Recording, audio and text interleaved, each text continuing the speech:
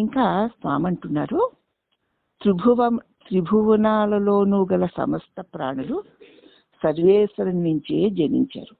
3 భువనాలలో ఎన్ని రకాల ప్రాణులున్నా సరే అందరూ కూడా సర్వేశ్వరుని నుంచే జనించాయి అను విశ్వాసముతో చేయు తర్పణము బ్రహ్మతర్పణం అవుతుంది. సమస్త భువనాలలోనూ ఉన్న జీవులందరూ పరమాత్మ నుంచే ఉద్భవించారు. అట్టి ప్రతి ప్రాణి ప్రతి జీవి కూడా సుఖముగా ఉండుగాక అని అర్పించినటువంటి అర్పణము బ్రహ్మ అర్పణమే అవుతుంది. లోకమునందలి మనుషులు మాత్రమే కాకుండా పశుపక్షాదులకు సర్వ ప్రాణులు కూడా పరబ్రహ్మ గోత్రం నుంచే సముద్భవించాయి. సిద్ధక్షేత్రమున దివ్య తీర్థమున నేనిచ్చు ఈ తర్పణమును చరాచర ప్రాణికోట్లకన్నిటికీ చెందునుగాక. మనం ప్రొద్దుటే స్నానం చేసి సూర్యుడికి అర్ఘ్యమిచ్చుకోవడం సాధకులకి అలవాటు. అలా అర్ఘ్యమిచ్చుకునేది అలాగే పుణ్యక్షేత్రాల్లోనూ మరి దివ్య తీర్థాల్లోనూ కూడా మనం స్నానం చేసి సూర్యుడికి అర్ఘ్యమిస్తాం. ఆ అర్ఘ్యమిచ్చేటువంటిది సమస్త ప్రాణికోట్లకి కూడా ఈ అర్ఘ్యము చెందుగాక.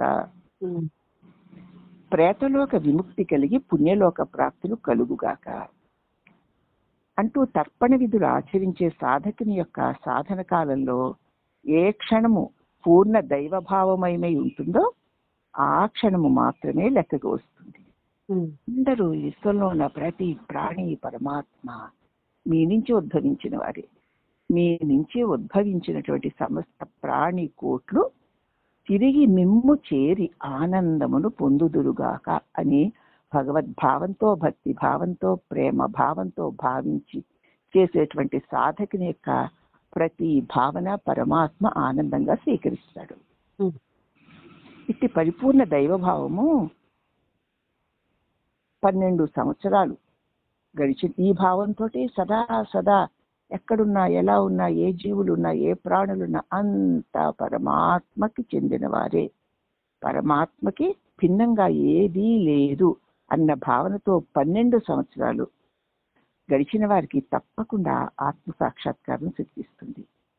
పూర్ణనిష్ట లేని కాలము ఎంత మాత్రము లెక్కలోకి రాదు.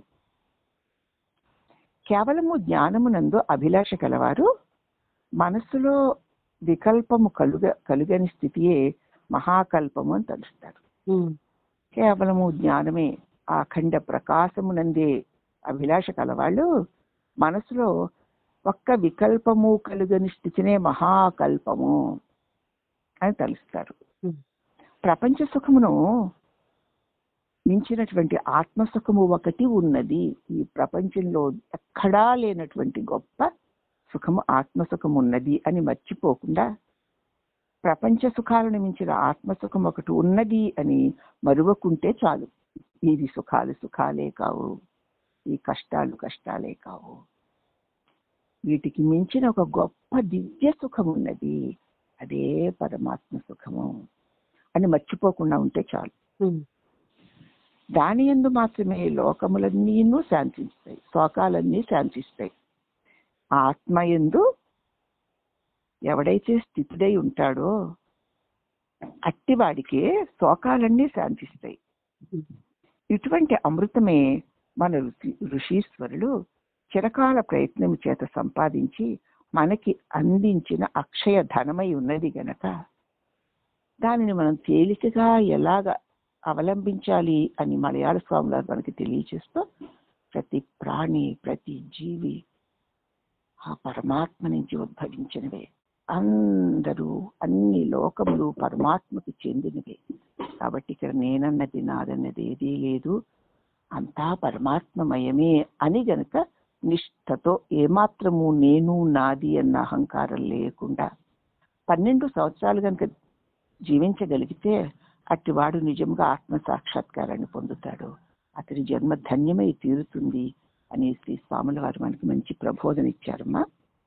ఇటువంటి దివ్య ప్రబోధనని మహర్షులైనటువంటి జ్ఞానుల యొక్క సద్గురువుల యొక్క సన్నిధానంలో జరిపిన సత్సంగం వల్ల మనం తెలుసుకోగలుగుతాం. ఇక ఇక ఇక ముందు చెప్పుకోబోయేది కూడా మనం సత్సంగంలో సేకరించుకుని మనం తెలుసుకున్నటువంటి విషయాలను మన తోడి వారందరికీ పంచుకుందాము. అందరూ ఆనందంగా ఈ సత్సంగంలో సద్గురువులు చెప్పిన బోధల్ని స్వీకరించి ఆచరణలో పెట్టుకుని తరించాలని, సద్గురువుల యొక్క ఆకాంక్ష తీరాలని మనస్ఫూర్తిగా కోరుకుంటూ హరి ఓం శ్రీ సద్గురు పరబ్రహ్మణే నమః.